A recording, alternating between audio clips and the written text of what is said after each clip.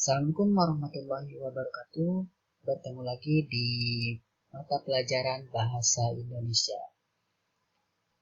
Materi kali ini atau materi yang kedua kita akan membahas tentang meringkas dan menyimpulkan berita.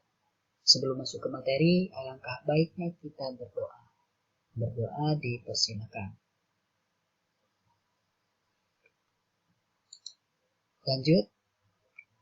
Materi sebelumnya kita telah membahas tentang unsur-unsur berita. Diulas sedikit. Unsur-unsur berita itu terdiri atas atau sering disebut dengan 5W plus 1H.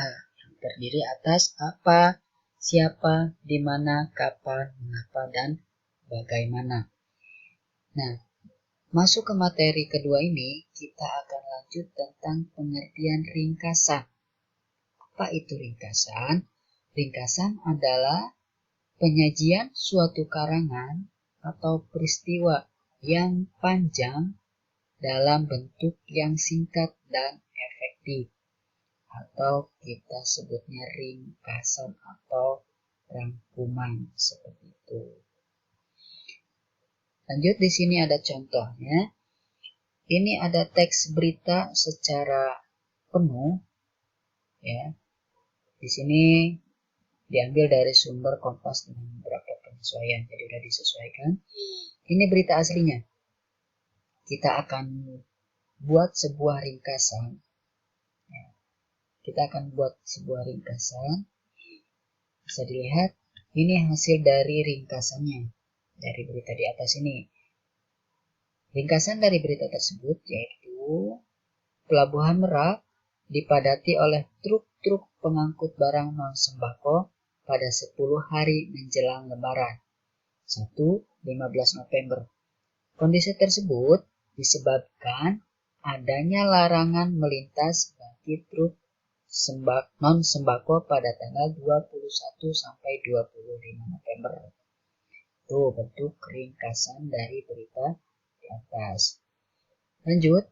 Nah, bagi kalian yang akan meringkas sebuah berita, ada tahapan-tahapan tertentu.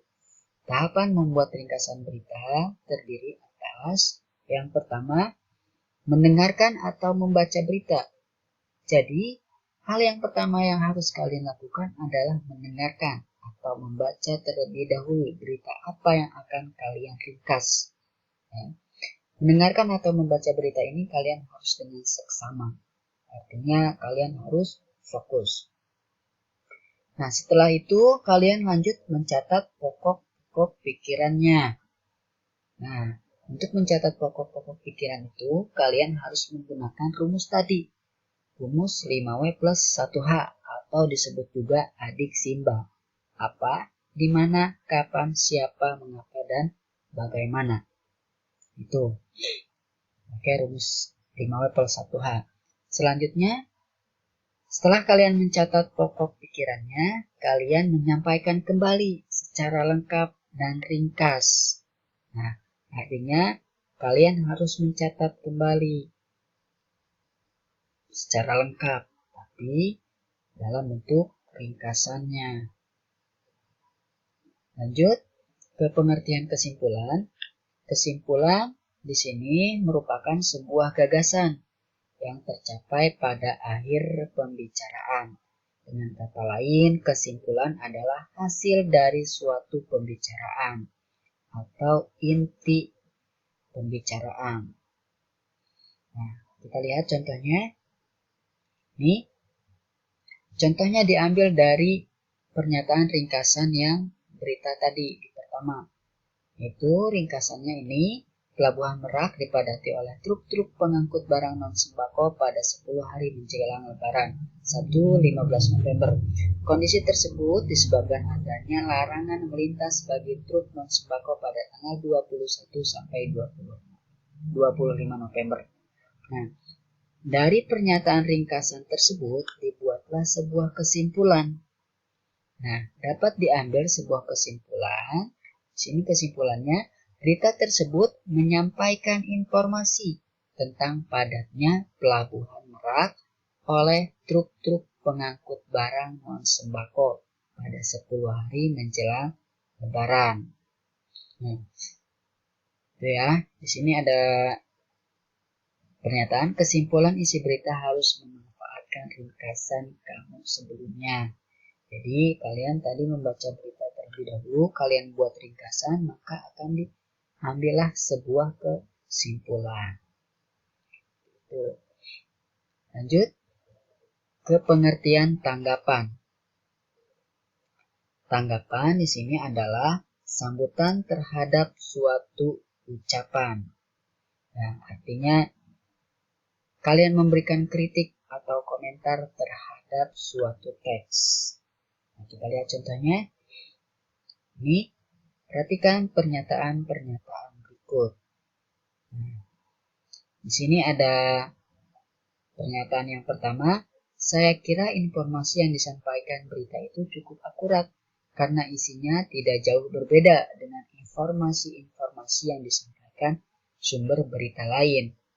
Nah, di poin A ini menanggapi isi dan struktur berita. Isinya itu di sini, isinya tidak jauh berbeda dengan informasi-informasi yang disampaikan sumber berita lain. Artinya strukturnya juga dia tanggapi. Itu. Lanjut yang kedua, ini contohnya, informasi yang disampaikan berita tadi malam masih diragukan kebenarannya. Setelah saya cross check dengan berita dari sumber lainnya ada yang berbeda, terutama di dalam penyampaian informasi jumlah korban. Jumlah korban tidak sebanyak dengan yang diinformasikan dalam berita itu. Nah, dalam pernyataan kedua ini, dia mengecek ulang, artinya menanggapi, oh ternyata ini kekurangan berita tersebut. Seperti itu. Lanjut ke contoh yang ketiga, bahasa yang disampaikan berita itu cukup jelas. Sebagai pendengar, mudah untuk memahami informasi yang disampaikan penyampai berita. Nah, ini menanggapi tentang aspek kebahasaan berita atau kepada orang yang menyampaikannya. Seperti itu. Bisa misalkan contoh lain kalian, pembaca berita tersebut kurang efektif atau terlalu cepat dalam menyampaikan beritanya. Itu bisa. Nah, ini ya tadi 3 contoh itu tanggapan terhadap isi berita. Nah, di sini untuk kalian menanggapi berita itu harus berupa kritik atau komentar. Nah, kayak netizen Indonesia seperti banyak komentar. Nah, di sini ada aspek-aspek yang harus kalian pahami. Aspek yang ditanggapi dalam berita itu yang pertama isi berita. Isi beritanya itu sesuai tidak? Akurat tidak informasinya? Kebahasaan beritanya? Bahasanya terlalu cepat atau mudah dipahami atau bagaimana? Seperti itu. Oke. Cukup sekian materi kali ini. Bapak ucapkan terima kasih, semangat, dan terus semangat. Selamat belajar di rumah.